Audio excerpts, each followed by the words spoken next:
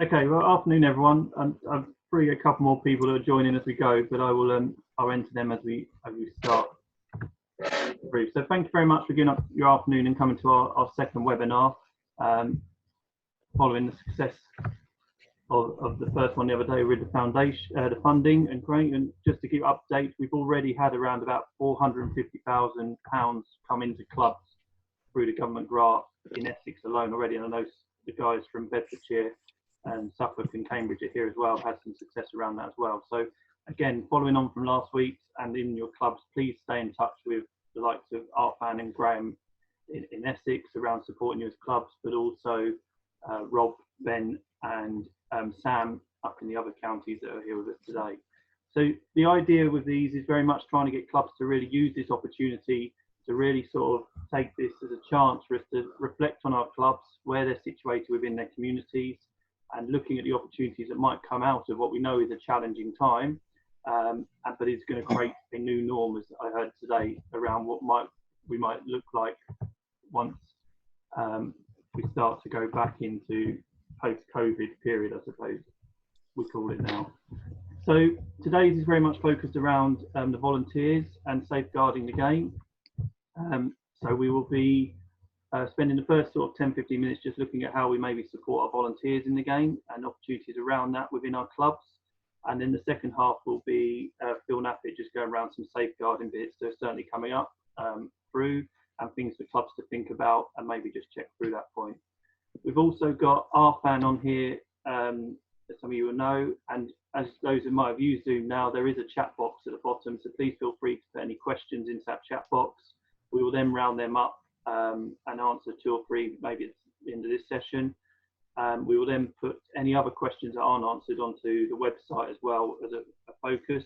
And what I would suggest, if there's individual questions or personalised questions around your clubs, then please, as I say, use the guys from the counties that are on here.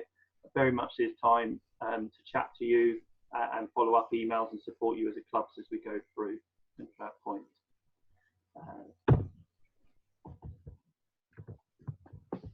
So first of all, with the volunteers, what we want to look at is basically ECB are putting together a new strategy around supporting volunteers. I think alongside funding, the number one that sort of always comes back from clubs is how do we get more people in to help our club and support our club, or I'm the only 1 or 2 of us do everything around this club, so how do we get some others involved in support? So ECB are using this sort of circle diagram at the moment around how do we inspire more volunteers, how do we recruit them, how do we train them, how do we retain them, and then how do we recognise and tell the story around what those volunteers are achieving. And there's some great examples out there at the moment within local communities, and I think certainly one of the opportunities that certainly has definitely come about from this period of time is the fact that people are now realising that actually they want to be motivated and supported in a different way and provide something else for their community. And actually the cricket clubs could use this as a great chance to get them activated in that. So all these people that are volunteering, whether it's through their local road network or a food bank or other stuff, once they've got that inspiration, how can we make the most of that to support that and be aware around what those chances and possibilities could be from that.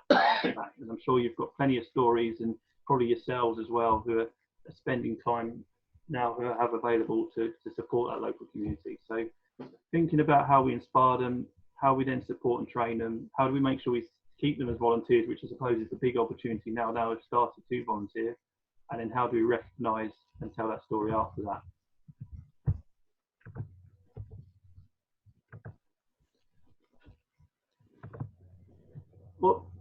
What we've decided and looked at coming from this, actually it breaks down into 3 areas. One of the challenges around volunteering is actually it's so broad and it's such a broad stroke that when you say I want you to volunteer for my cricket club,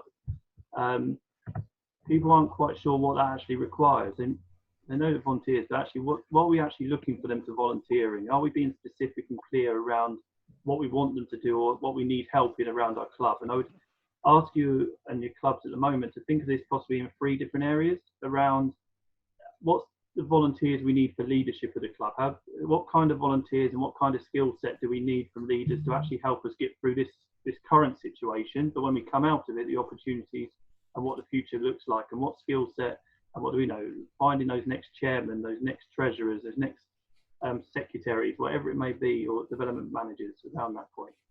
So I think that's quite a key point. And the next target area is very much around what kind of volunteers do we need just to help us activate playing and getting people playing the game. And again, there's some great examples from clubs at the moment of being creative in terms of how they're managing to keep their membership actively involved in the game or supporting their club. So that's a different skill set as well, but you start to break down where those volunteers could come into it. And then finally, as every club now needs to find a different way of income or support for their club, and again, some great examples coming through, actually volunteers who can help us around event management and activating social side of our club or the facility itself, and looking at how that can become a real hub for the community as we move forward.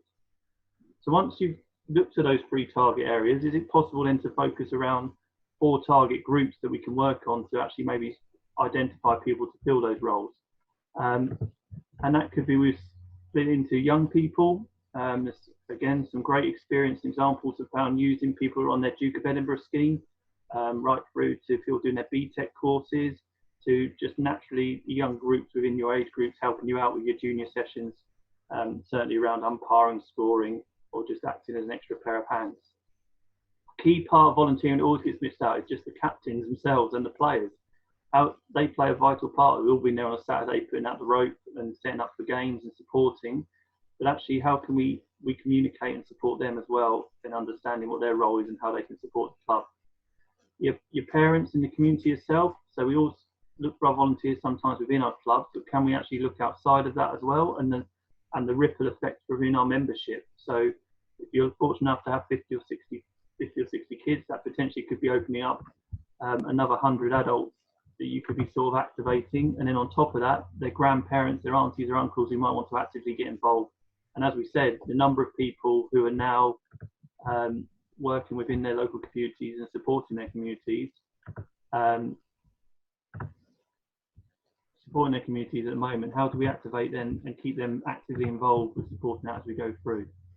And then there's basically, as we know, and if you look at the demographic of East Anglia, there is a high percentage of numbers of those senior players or retired members, as well as already it's been picked up in a number of news articles. People are starting to question the current work that they're doing, and actually, do I want to be doing this kind of work, or actually there's something else that I can benefit or get more motivation and support from? So actually, how do we sell and prepare to present what we can offer as a cricket club that might help people around that daily motivation to support them in terms of moving forward? The key bit then, once you've activated and looked at those groups, is how do we keep them happy from that point? And I would certainly say that communication is massive around this. We're all finding that at the moment, of different ways of communicating and supporting, but actually questioning you as a club and as your group, how do we communicate with those volunteers at the moment? How do we update them and clarify what we're actually looking for them to do and support within our club? And how open are we into, we all have a tendency to control things because we know we can look after it. How open are we to someone else having a bit of an opportunity and a bit of leadership and a chance to take on that role? So as we are doing today, how can we use this time to maybe sort of run some briefings and some support and some ideas with our volunteers around what might be able to be activated through now or through the season? Can we use things like Zoom and Teams to actually sort of get some briefings, catch up with our current volunteers that we have with the club, look at opportunities to come through? And again, there's some really prime examples of clubs that are doing this and starting to activate through this period of time, but actually starting to prepare what the cricket club might look like in the future and how that supports within that community. All of you've got a number of community committed volunteers at your clubs at the moment. Could you use this time to promote them? Could you, as a chance to thank them and actually to say, this is the role this person's played, this is what's been able to be achieved through that club, and really start to identify maybe those 2 or 3 that aren't so prominent at your club, who sort of, without people noticing, are just in the background, but just do those vital bits that really help to make sure that club runs. And actually, how can we, the profile they play within supporting your local community, because obviously that's quite a key word at the moment in terms of roles that people are playing into doing that.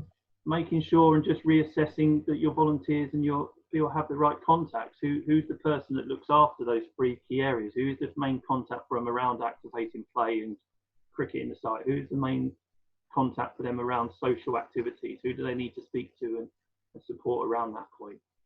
And then I think the big one we can certainly do, and it's a real opportunity at the moment, again, using what is available to us, is celebrating the success of those volunteers that have. And there's some, like, the stuff that's come out on the unfortunate recent passing, someone like Hayden Davies, who played a massive part and volunteered for the work and development of cricket in this game, which we're all thankful for in terms of how he supported that. But taking chance to celebrate that success and recognising those key volunteers you've had in your club that might just inspire another person to follow in that footsteps, or to get involved and help your club to go through that period, or your team, or your organisation as it is. So I think let's really think about how we use this time to communicate what the important role our volunteers play, and how we can move them forward as we come through that point. Even simple things like how working out actually what the income cost or the cost in kind is of those volunteers to the membership in terms of everything. So I know a few clubs have used that kind of communication where they say, well, look, your membership is £50 a year, but by the fact that 3 or 4 people volunteer, it's actually taking it down from the true cost, which would be £100 a year. So, like, using these chances now to really evaluate what the roles and opportunities those volunteers play within your club is a key chance for us here. Then the focus around how do we actually advertise these roles. And when we did the webinar or did this presentation back in January at the roadshows, it was a key point around actually how do we promote what we do? Why can't we take the learnings that we do from our daily businesses or our work to actually think about properly advertising these roles, almost putting together a bit of a job description? People seem to be, the volunteers we've interacted with, if you're really clear around what you want them to do and what the objective and the outcome is, they tend to be a little bit more supportive around coming. If you just ask someone to volunteer and they're not quite sure what they're committing to and actually how that plays a part in their daily lives, it becomes so being really clear around who's going to support them and manage them, what the role that will have in terms of their club and coming through, but also for your own safety and security, making sure that that person is the right person. So it's great that you've got a volunteer coming through, but actually have they got the right skill sets and the right knowledge to be actually help you to benefit what you're looking for, or might you need to signpost them to a slightly different part of the club to support them? And obviously just some bits, making sure that you get the right checks on them done there. So I'm just going to pass to Phil, and he'll just go a little bit around the DBS bits around safeguarding of volunteers and stuff. So Phil? Yeah, thanks Dan for that. And just to clarify a couple of things about DBS and vetting. As people will be aware who's tried logging on, there's a temporary suspension for club verifiers while the present socialisation carries on. That's partly because the service has been overwhelmed with the volunteers volunteering for the NHS supportive services. They all need DBSs.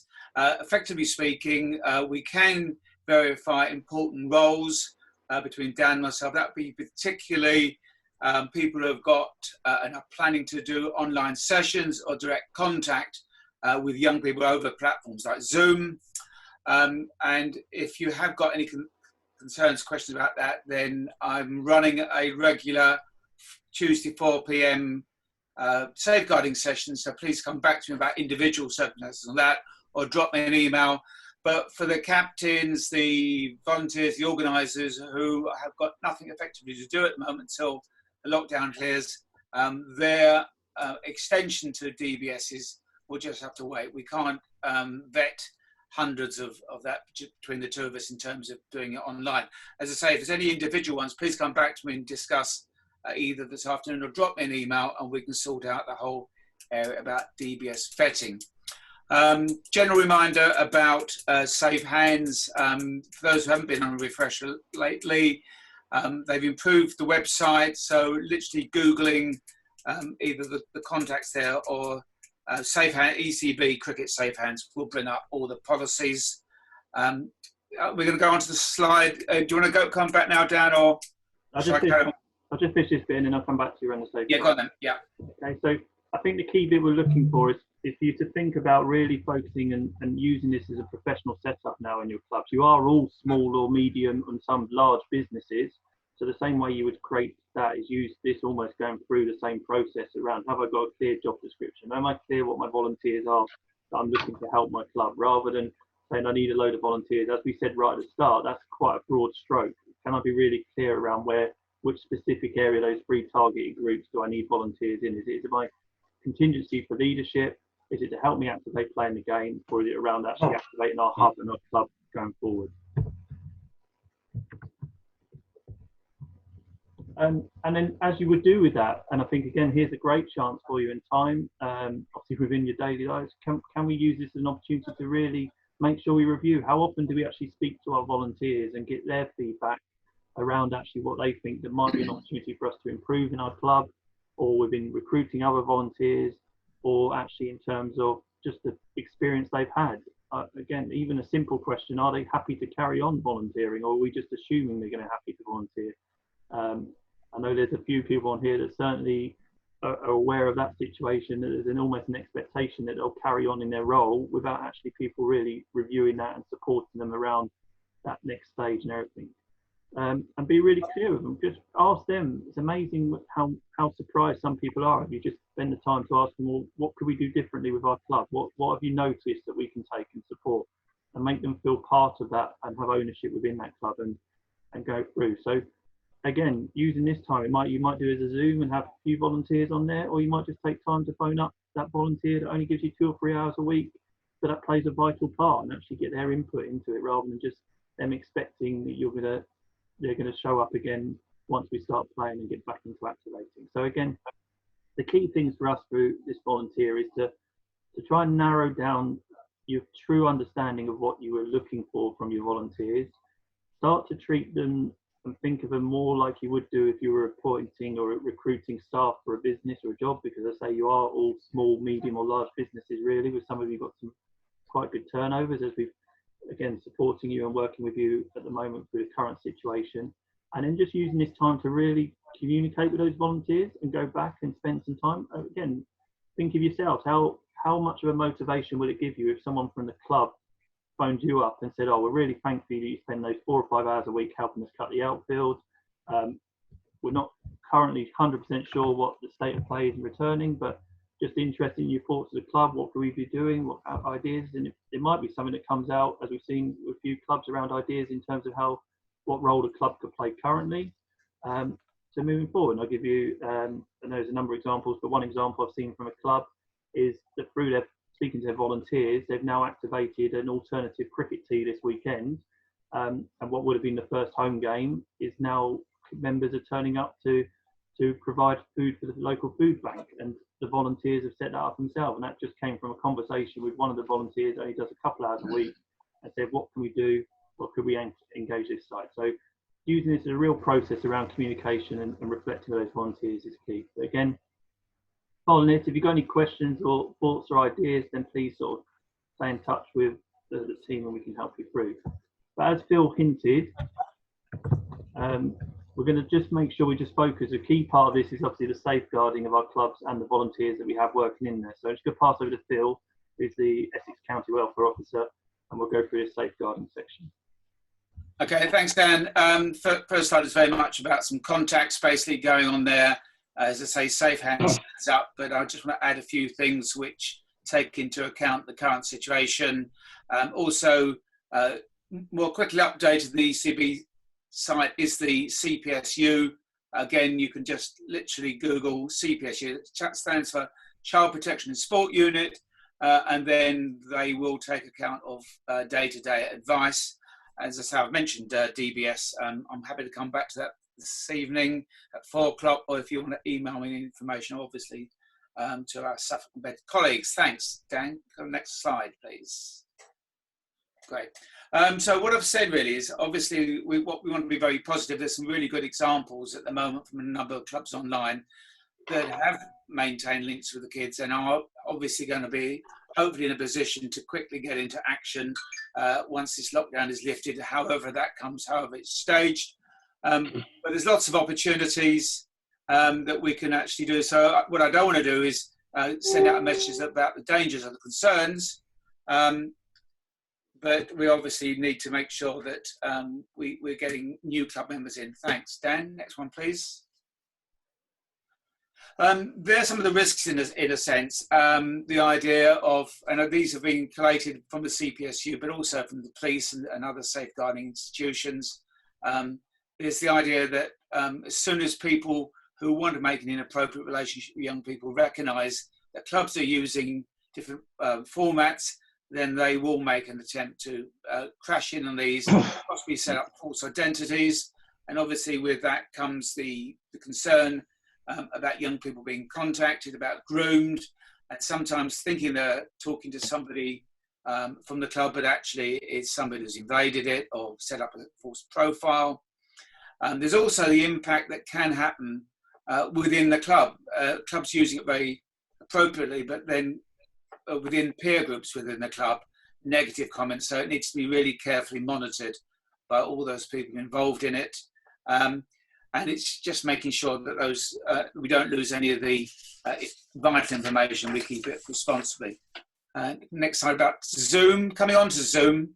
Obviously, this Zoom platform is really impressive. I think people are coming to understand it better. It's still taking us a little bit of time to find out the most effective way. And you'll note, everybody joining today, that Dan had to let them into the meeting, which is a safer way of doing it than rather than just setting up the Zoom where people can just drift in. One of the concerns at the moment are people who, again, setting up false identities and they're bombing that. And also anybody who sends on an invitation, there's no tracking of that. So Zoom's meeting is very positive. There's some brilliant examples with 100+ kids being involved already. So it's very much the future, and hopefully within clubs there will be people who are confidently using it, and hopefully those people will be aware of all the concerns that we've got. So the biggest concern is third parties joining it with a false identity. The biggest issue around that is potentially setting up sessions to continue to communicate with young people outside of that particular meeting, exchange information, even potentially arrange to meet to have some sort of social setting. So Zoom, I think we keep an eye on. I think Zoom as an organisation has had a rapid increase in terms of membership, and they are freely admitting that they can't keep up with some of the security issues which they would hope in the future. I think we just need to be making sure that we can. As I say, there's more and more information about Zoom coming out, but as I said, today's meeting was a pretty good example of good practice about making sure that whoever's organising it logs people in, keeps a record. I've met very briefly, TikTok has increased over the last year incredibly, and one of the things that TikTok has replaced is the idea where kids can send short video clips around of themselves. Now that's great when it's around cricket-related tasks, keeping things in the air, keeping balls in the air, catches bouncing, some brilliant stuff out there. The problem is that sometimes some of these tasks get into risky areas and association with other people, so we need to be really careful. If those tasks are associated with your club, they are monitored. And in a sense, I would hope that the welfare officers or other people who've got social media skills are monitoring that. Okay. So Phil, just on that, just give you an example of that TikTok. So one of the big schools that we work with in Essex did a TikTok event. Just some of you might have seen this idea of standing in a handstand position and then changing your t-shirt while you're on. They sent it out thinking it was quite an innocent opportunity. They quickly had to take it down when they realised their pupils hadn't worked out that it might be worth wearing a vest underneath their t-shirts or having a second t-shirt. So just really think about when you're setting your activities up, what is the worst case scenario that could happen from that? Again, the school just got into a bit of a tricky situation that they've managed really well from that and supported, and again, Phil's helped them out with some points around that. But again, it's great that when you think these tasks up, which look really, really good, and couple, just think of what potentially is the worst case scenario that could come from that situation. Sorry, Phil. No, that's excellent. As I say, I think the more examples we share of examples of good practice, but also awareness of poor practice. And as I say, what we don't want to do is having kids encouraged to do anything which has any form of risk or discredit them, discredit the club, or inappropriate, and certainly the safety issues around that. Final bit I just want to mention is something called phishing, spelled PH. Some of you may have come across this, but it's effectively speaking when people are hijacking. I'm sure the days when people would be sending emails to transfer huge sums of money to parts of West Africa are very clearly, but are now incredibly sophisticated. A lot of this I've been dealing with the police on that, and the police officer dealing exactly in this area was subject to fraud himself. He said, if it happens to him, it can happen to anyone.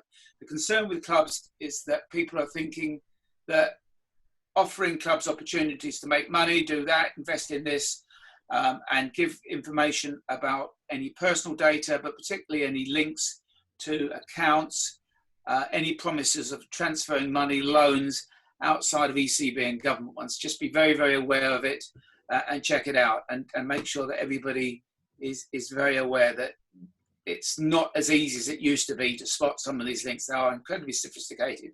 We'll often use logos which they've lifted from direct sources. So anything that actually asks you to take on, check the email address. If the email address is appropriate, but if it's certainly outside of .co.uk, obscure ones, then be very, very concerned. And if there are any in doubt, just check it out. But as I say, if anybody gets any examples, please send us around so we can spot them really quickly. Last point, which I will come back to on another session, is I know a lot of clubs are thinking about the summer and planning for the summer. Well, we'll do another session around that, about making sure that if we are setting up extended sessions in the summer, they're done taking full account of all good safeguarding practice. Thanks, Dan. Okay, thanks, Phil. Just to round up, let's say these webinars have been designed as sort of 30 minutes, sort of thought-provoking and ideas. And again, hopefully we'll go to half an minute, see if there's any questions. But if there are any that come from this, or when you go away and think, please get in touch with your relevant counties connections. So obviously in Essex, that's Arfan and Graham for club support, and then Phil around safeguarding. You'll see on the screen we have the other counties, and part of this webinar program is around working collectively with our fellow national counties. So I'm just going to pass over to Ben Wallace from Cambridge here, just in case he's got anything to add as well. Ben? Thanks, Dan. Just picking up points on the from the volunteering point of view, in terms of that reward and recognition. Obviously, every year you'll probably all be aware of the Oscars, and for the past at least 4 years, I've been working closely with Graham at Essex around the regional Oscars, and we, along with Essex, we invite the other national counties down to celebrate the success of their nominations and their winners. Obviously, this year we don't know exactly what that's going to look like yet, but we still will encourage you guys, when it comes out, to really promote that across your clubs and rewarding the great work that all of the volunteers do out there. So, like I said, we don't know exactly timescales and bits and pieces yet, but when we do, we'll get that message out there and let people know. Thanks, Ben. Sam from Cricket East, have you got anything you'd like to add? No, just to reiterate the points that have been made so far, and thank you guys at Essex for allowing us to take part and share all of this information with our clubs as well. I think most of the clubs on the call, hopefully from Bedford and Hunts, will know my contact details. But yeah, just to reiterate that point as well, that we are here if they need us. So any of the points raised today or any questions that might fall out of that, please do feel free to get in touch with either myself or our county welfare officers, whose details are on the screen. Rob from Suffolk. Yeah, hi Dan, thanks for that. And just really firstly, thanks to Essex for obviously organising these webinars. They're all very useful. For me, just on the volunteering, just for clubs in general, really use this as an opportunity to start putting together your job descriptions for any roles that you've got within your club. It's an ideal time to start putting those together and start, looking to advertise those out there. And I think, as Dan said earlier, is that it's a great opportunity. You're looking at obviously the number of people that are volunteering at the moment. So look into any sort of related themes that you can tie into your club as well, and try and get ahead of the game, because, you know, we're going to recognise that other sports and other organisations are going to look to do this. So certainly try to sort of, you know, get that information out there and start recruiting now. Thank you. Arfan, have you had any questions come through? Yeah, firstly, I'll just read a point out from Mr. Smith. I think it's interesting, probably for everybody. TikTok is a Chinese-owned platform owned by ByteDance and has very low security. Also, like Snapchat, holds all content in storage. Two questions. One, Graham Smith has kindly answered, but to me, but I'll say it out. Petra said, how do the clubs get notified RE Oscars? As we had nothing last year, thanks. Graham's replied to me saying Oscars get out via CDMS and on Essex website. One assumes Cambridge and colleagues from Hunts is the same process in Suffolk. Shall I just answer the query from Ollie Peck? Let's sorry, I feel let's get the first one out of the way. The Oscars. Sorry, yeah. Colleagues from other parts, Cricket East. Yeah, I'll jump in there from Cam's. Yeah, it's all goes out by direct central mailing system to the clubs through their affiliation process and through the website, social media, etc. Yeah, hi Arthur, it's Rob from Suffolk here, and it's the same process for us in our county as well. Thank you, and Sam, assuming the same, mate. Yeah, same with us. Brilliant, thank you. And Phil, I will throw you onto this question. I'll quickly read, even though it's to Dan. It says, from a safeguarding perspective, is there any specific guidance relating to Zoom video conferencing, particularly with virtual training sessions for junior cricketers? I think it's on the back of Upminster doing a brilliant session for over 140 kids on Friday and over the weekend. Yeah, I mean, the answer to that one is that I've spoken to the ECB safeguarding team, and I've sent them these slides as they're not in a position at the moment to send out the information. They've said they've approved all the content I've put in it. As I say, it's been collated from CPSU, from police and other organisations. So at the moment, that is basically the basics of organising Zoom meetings. Just be aware of the fact, as this example it has been today, where you ask people have to be invited to join. They don't just drop into sessions. They have to be invited. I suspect when it gets as big as the Upminster 140, that's going to be very challenging to do. But as I say, that would be best practice, making sure that you know who is joining, and it's only specific invitations that are sent out to the time and date that are allowed into your Zoom presentation. Outside of that, considerable risks. Thank you. I'll answer the next one from Diru. Yes, Stan? Just to follow up, the guidance, following on from Phil's guidance that we got set for junior sessions, looking at the academy and the pathway was similar. That you make sure that the coach is running it as if any session they've got DBS involved, they've got all their safeguarding and their qualifications up to date, and as you would with any other communication, the communication to under 18s goes via the parents' emails, and they're aware of actually applicating on that. So your same processes you would put in place in terms of, like Phil says, a signing in process at the start, but your communication is as it would be with the adults, and then they set up the email address and the meeting and are involved with the session, and that your coaches running it are actively are up to date with all their qualifications and requirements as well. So I hope that helps. Yeah, super helpful.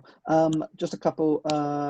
Diru's, can you ensure the presentations are emailed? Still waiting presentation last Friday. Diru, just to confirm, there's a landing page which on the next alerts I will make sure it's there. There's a landing page under Essex Cricket Community called COVID-19 where all the presentations, including last Friday's, is now live. But leave that with me on the next, for Thursday's presentation. I'll make sure that there is a direct link on that landing page, which includes the presentation.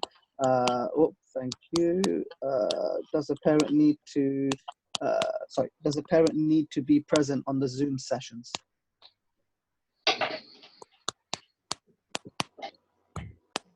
Dan?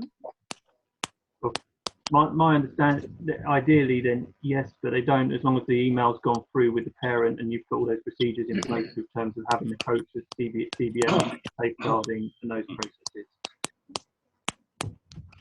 Brilliant. Those are all the questions. Thank you so much for sending them. Okay, and again, if you're obviously going to have more questions come through, you've got the contacts for the club and support. As I said, these webinars are supposed to be very much thought-provoking, going away with one or two things to think about. Thank you all so much for giving up your afternoon and for coming on. Thank you to Phil, Ben, Sam, and Rob and Arfan for their support. As you might have heard or you've seen, the next one is on Thursday at 5 o'clock, which will be grounds maintenance. So again, please pass it around your club to the people involved with that. We have Stuart Kerrison, the head groundsman at Essex, and Phil Jago from the Groundsman Association, who'll be leading that webinar for us. So that'll be 5 o'clock, and we'll send the links out again. But as Arfan says, you can find all the notes, the links, and everything on the Essex Cricket website as we go through. So thank you very much. Thank you for all the hard work you do within your clubs and support. Please stay safe, and we'll hopefully see you again soon. Cheers. And just a quick reminder about the note on Arfan's thing that each Tuesday 4 p.m. Anybody who wants to log on casually to a Zoom session, just bring up any individual items. Please do. It's in Arfan's timetable, but as I say, 4 p.m. on a Zoom meeting. All the link is on Arfan's note. Thank you. Have a good day.